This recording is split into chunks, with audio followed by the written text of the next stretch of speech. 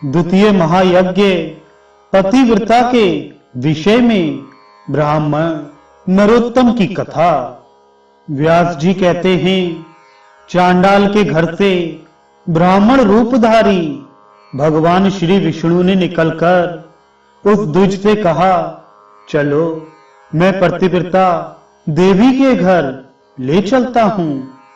द्विज श्रेष्ठ नरोत्तम कुछ सोचकर उनके साथ चल दिया।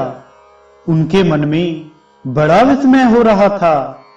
उसने रास्ते में भगवान से पूछा, विप्रवर, आप इस चांडाल के घर में जहां स्त्रियां रहती हैं किस लिए निवास करते हैं? ब्राह्मण रूपधारी भगवान ने कहा, विप्रवर, इस समय तुम्हारा हृदय शुद्ध नहीं है। पहले पतिव्रता आदि का दर्शन करो, उसके बाद मुझे ठीक ठीक जान सकोगे। ब्राह्मण ने पूछा, तात, पतिव्रता कौन है? उसका शास्त्र ज्ञान कितना बड़ा है? जिस कारण मैं उसके पास जा रहा हूं वह भी मुझे बतलाइए।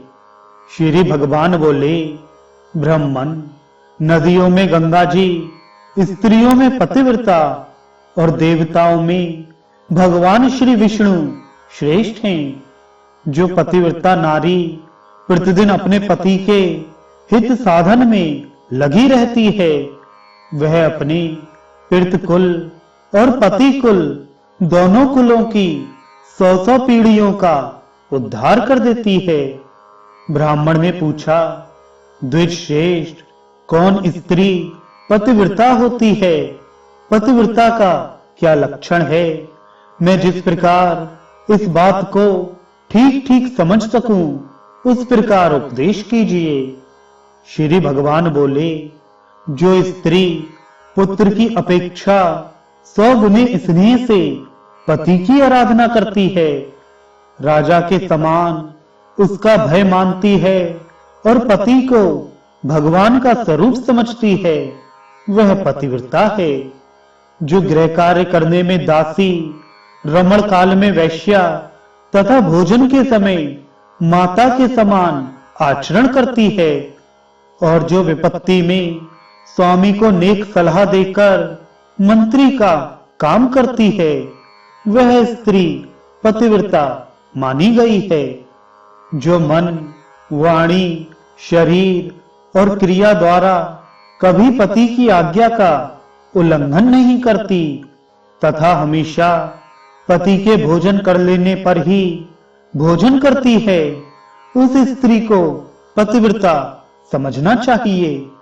जिस जिस शैया पर पति शयन करते हैं, वहां वहां जो प्रतिदिन यत्न पूर्वक उनकी पूजा करती है, पति के प्रति कभी जिसके मन में डहा नहीं पैदा होती, कृपणता नहीं आती और जो मान भी नहीं करती, पति की ओर से आदर मिले या अनादर दोनों में जिसकी समान बुद्धि रहती है, ऐसी स्त्री को पतिव्रता कहते हैं। जो साध्वी स्त्री सुंदर वेशधारी पर पुरुष को देखकर उसे भ्राता, पिता अथवा पुत्र मानती है, वह भी पतिव्रता है।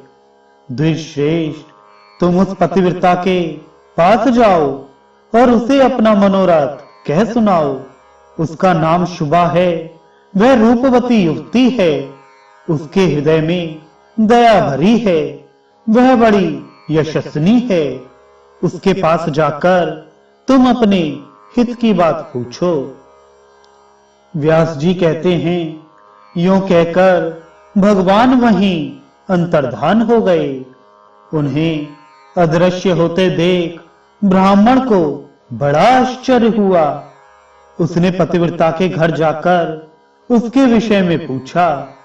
अतिथि की बोली सुनकर पतिव्रता स्त्री वेगपूर्वक घर से निकली और ब्राह्मण को आया देख दरवाजे पर खड़ी हो गई। ब्राह्मण ने उसे देखकर प्रसन्नता पूर्वक उससे कहा, देवी, तुमने जैसा देखा और समझा है उसके अनुसार स्वयं ही सोचकर मेरे लिए प्रिय और हित की बात बताओ।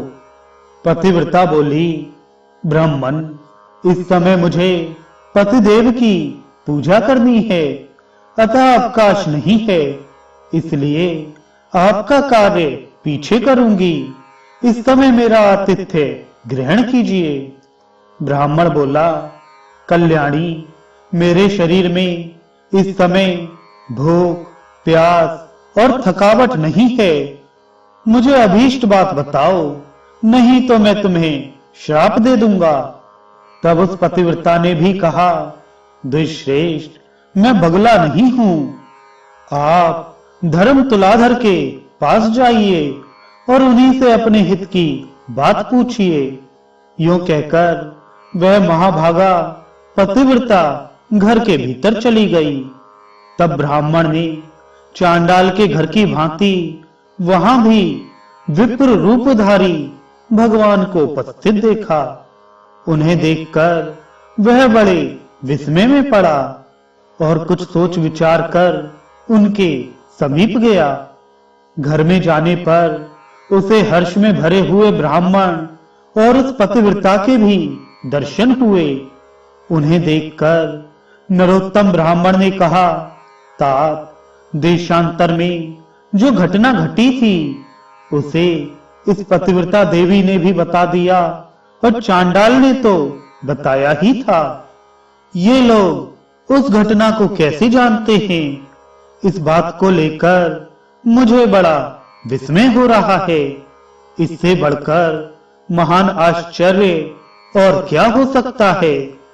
श्री भगवान बोले, तात, महात्मा पुरुष अत्यंत पुण्य और सदाचार के बल पर सबका कारण जान लेते हैं। जिससे तुम्हें विस्मय हुआ है, मुनि, बताओ, इस समय उस पतिव्रता ने तुमसे क्या कहा है? ब्राह्मण ने कहा, वह तो मुझे धर्म तुलाधर से प्रश्न करने के लिए उपदेश देती है।